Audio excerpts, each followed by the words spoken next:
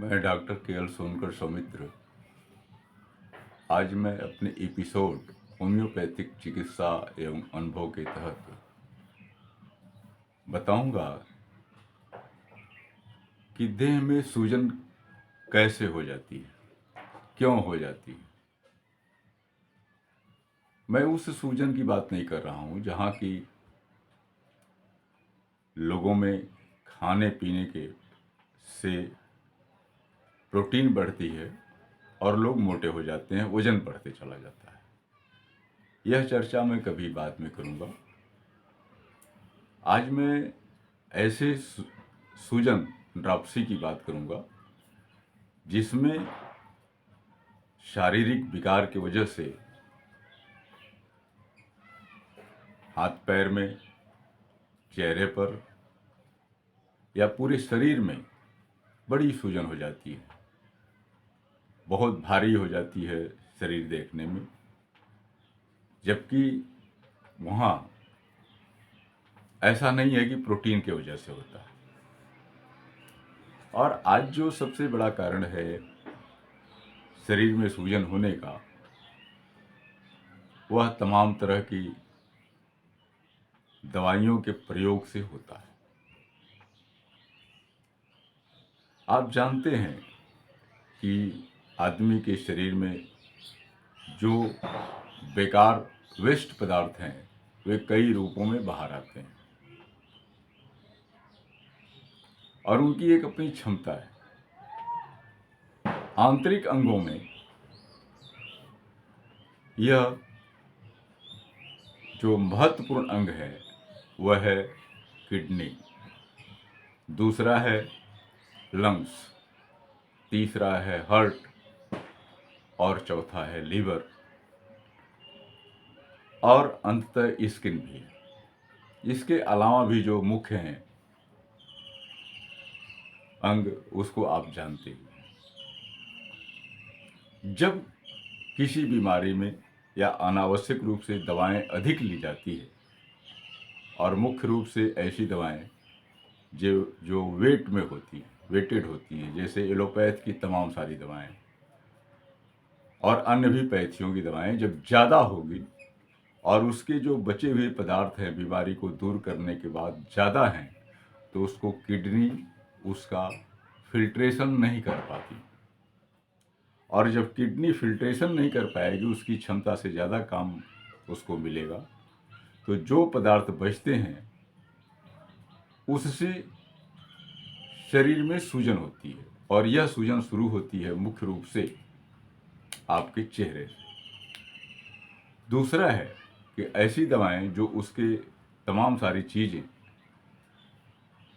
Blood के माध्यम से छन करके अवशोषित होकर के जो बाहर निकलती है और वहाँ भी क्षमता से ज़्यादा दवा की मात्रा होती है, तो हार्ट में प्रॉब्लम खड़ी होती है, उसमें सूजन आ जाते हैं, अन्य चीज़ होती है, पूरा काम वो सही ढंग से नहीं करता।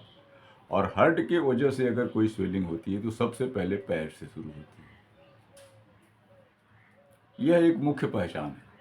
पैर में अगर किसी पेशेंट की सूजन हो रहा है, इसका मतलब उसका हार्ट कहीं न कहीं ठीक से काम नहीं कर रहा है।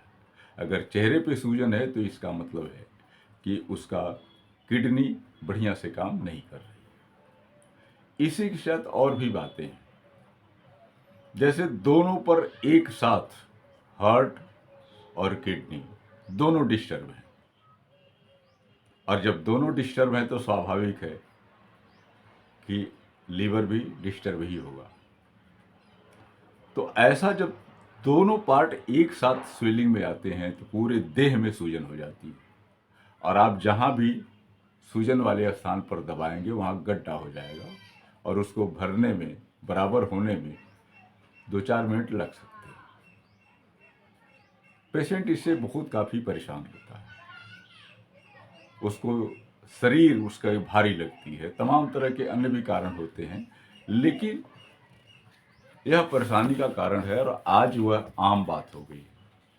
उसके पीछे कई कारण हैं कि एलोपैथिक दवाओं का अधिक मात्रा में प्रयोग या आयुर्वेदिक दवाओं का अधिक प्रयोग, या फिर जो बीमारी की क्षमता है उससे अधिक समय तक दवा का खाना या एनाल्जेसिक का अधिक से अधिक प्रयोग, जो लोग, कुछ लोग तो चूँकि चिकित्सक देखता है तो उसको अपने हिसाब से चलाता है, लेकिन आज एक धारणा हो गई है कि फीस देने से बचने के लिए लोग मेडिकल स्टोरों से या किसी से पूछकर या बगल वाले का देख करके या कोई बता दिया तो दवा मेडिकल स्टोर से खरीद करके खाने लगते हैं, और उनको खाना कितना चाहिए, कब तक चाहिए, ये पता नहीं होता।